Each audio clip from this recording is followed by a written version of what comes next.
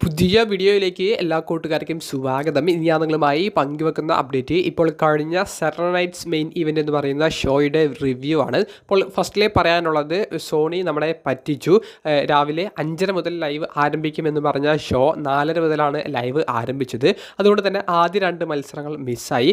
Saturday night's main event എന്ന് പറയുന്ന show ആരംഭിക്കുന്നത് കോഡി റോഡ്സ് എന്ന അൺഡിസ്പ്യൂട്ടഡ് WWE ചാമ്പ്യൻ ഡ്രൂ മാക്കിൻ്റെതിരെ ടൈറ്റിൽ ഡിഫെൻഡ് ചെയ്ത ചാമ്പ്യൻഷിപ്പ് മത്സരത്തോട് കൂടിയിട്ടായിരുന്നു. മത്സരത്തിൻ്റെ ഒരു ക്ലോസിംഗ് ഷോട്ട് നമ്മൾ നോക്കുകയാണെങ്കിൽ ക്ലൈമാക്സിൽ ഈ ടൈറ്റിൽ എടുത്ത് കോഡി റോഡ്സിനെ ആക്രമിക്കാൻ ഡ്രൂ ശ്രമിക്കുന്നുണ്ട്. കോഡി റോഡ്സ് അതിനെ തിരിച്ചടിക്കുന്നു. അവസാനം വീണ്ടും ടൈറ്റിലെടുത്ത് അടിക്കാൻ പോകുന്ന സമയത്ത് കോഡി റോഡ്സ് ഡ്രൂ മാക്കിൻ്റെയറിനെ DDT ചെയ്യുന്നുണ്ട്. അതിന് മുൻപേ റഫറിയൊക്കെ ഔട്ടായിട്ടുണ്ടായിരുന്നു. അപ്പോൾ റഫറി ഇതൊന്നും കാണുന്നില്ല. പിന്നീട് ഡ്രൂ മാക്കിൻ്റെയറിനെ എഴുന്നേൽപ്പിച്ച് ക്രോസ് റോഡ്സ് എന്ന് പറയുന്ന ഫിനിഷർ ഇട്ട് പിൻഫോളിലൂടെ ഡ്രൂ മാക്കിൻ്റെയറിനെ പരാജയപ്പെടുത്തി കോഡി റോഡ്സ് ടൈറ്റിൽ റിട്ടേൺ ചെയ്യുന്നതാണ് തുടക്കത്തിലെ മത്സരത്തിൽ നമുക്ക് കാണാൻ സാധിച്ചത്.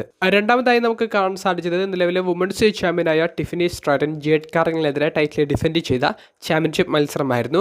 ജേഡ് കാർഗിലിൻ്റെ വലിയ ഡൊമിനൻസ് കാണാൻ സാധിച്ച മത്സരമായിരുന്നു. ടിഫനി സ്ട്രാറ്റനെ ഒന്നുമല്ലാത്ത രീതിയിൽ ആക്രമിച്ച് ടിഫനി സ്ട്രാറ്റൻ്റെ വീക്ക് പോയിന്റ്, ആ കാലിനുള്ള ഇഞ്ചുറിയെ കേന്ദ്രീകരിച്ചുള്ള ആക്രമണം കാഴ്ചവെച്ച് ജേഡ് കാർഗിൽ ഡൊമിനൻ്റ് ആയിട്ടുള്ള ഒരു വിജയം കരസ്ഥമാക്കുന്നതാണ് നമുക്ക് കാണാൻ സാധിച്ചത്.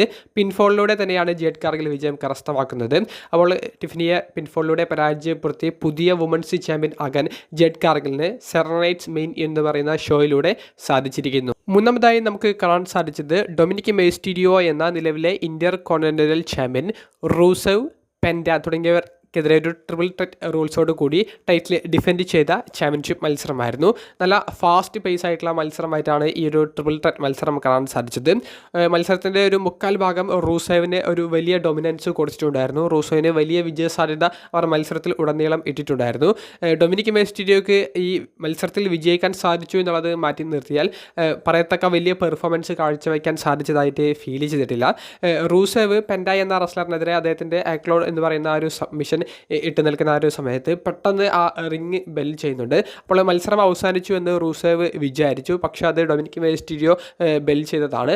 എന്നിട്ട് ഡൊമിനിക് മെയ്സ്റ്റീരിയോയെ റൂസേവ് റിങ്ങിന് ചുറ്റും ഇട്ട് അടിച്ച് ഓടിക്കുന്നുണ്ട്.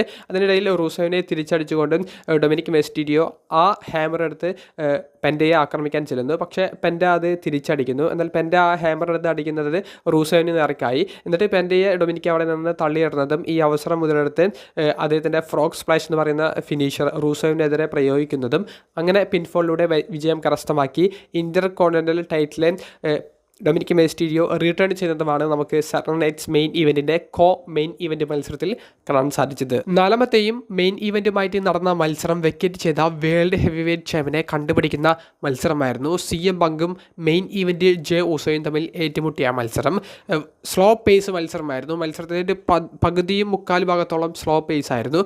സ്ലോ പേസ് എന്ന് പറഞ്ഞാൽ ഈ 2 റെസ്ലേഴ്സിന് കുറേയധികം മൂവ്സ് ഒന്നും ഇല്ലാത്തത് കൊണ്ട് തന്നെ കുറേയധികം കിക്കുകളും പഞ്ചുകളും ചെയ്തിട്ട് അതിനിടയിൽ കുറേയധികം ബോച്ചുകളും ഒക്കെ വരുന്നുണ്ട്. അങ്ങനെ മത്സരം ഒരു അവസാന ഭാഗത്തേക്ക് എത്തുമ്പോഴാണ് തുടർച്ചയായി 2-3 GTSും സൂപ്പർ കിക്കും ഒക്കെ ചെയ്ത് മത്സരം കുറച്ച് സ്പീഡ് കൂട്ടുന്നത്.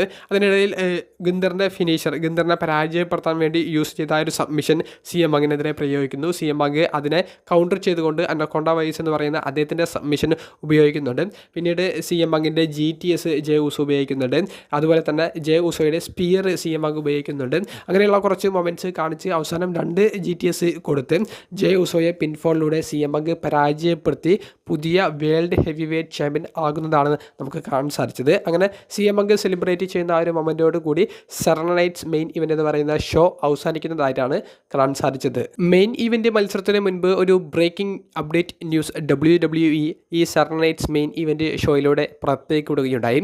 ജോൺസണയുടെ WWEയിലെ അവസാന എതിരാളിയെ കണ്ടുപിടിക്കാൻ വേണ്ടിയിട്ട് റോയിൽ നിന്നും സ്മാക്ഡൗണിൽ നിന്നും NXTയിൽ നിന്നും കമ്പനിയിൽ ചിലപ്പോൾ വർക്ക് ചെയ്യാത്ത സൂപ്പർ സ്റ്റാർസിനെ അടക്കം ഉൾപ്പെടുത്തിക്കൊണ്ട് ഒരു 16 സൂപ്പർ സ്റ്റാർസിൻ്റെ ഒരു ടൂർണമെൻറ്റ് നവംബർ 11-ാം തീയതി മുതലുള്ള റോ എപ്പിസോഡിലൂടെ തുടക്കം കുറിക്കാൻ പോകുന്നുവെന്നും അതിൽ വിജയിക്കുന്ന റെസ്ലറിന് ജോൺസണയുടെ അവസാനത്തെ എതിരാളിയായി ഡിസംബറിൽ നടക്കുന്ന സാറ്റർഡേ നൈറ്റ്സ് മെയിൻ ഇവൻറ്റിൽ ജോൺസണയ്ക്കെതിരെ മത്സരിക്കാൻ സാധിക്കുമെന്നുള്ളതും അവർ വെളിപ്പെടുത്തിയിട്ടുണ്ട്. അപ്പോൾ ആ 16 സൂപ്പർ സ്റ്റാർസിൻ്റെ ഒരു അപ്ഡേറ്റ് ആരൊക്കെയാണെന്നുള്ളത് അവർ പുറത്തേക്ക് ഓട്ടിട്ടില്ല.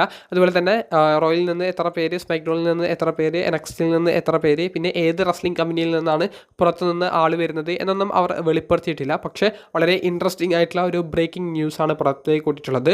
റൂമേഴ്സിലുണ്ടായിരുന്നു ജോൺസണിയുടെ അവസാനത്തെ എതിരാളിയെ കണ്ടുപിടിക്കാൻ വേണ്ടി ഒരു ടൂർണമെൻറ്റ് നടക്കുമെന്നുള്ളത്. അത്തരത്തിലേക്കുള്ള ഒരു അനൗൺസ്മെൻറ്റും നമുക്ക് ഇന്നത്തെ ഷോയിലൂടെ കാണാൻ സാധിച്ചിരിക്കുന്നു.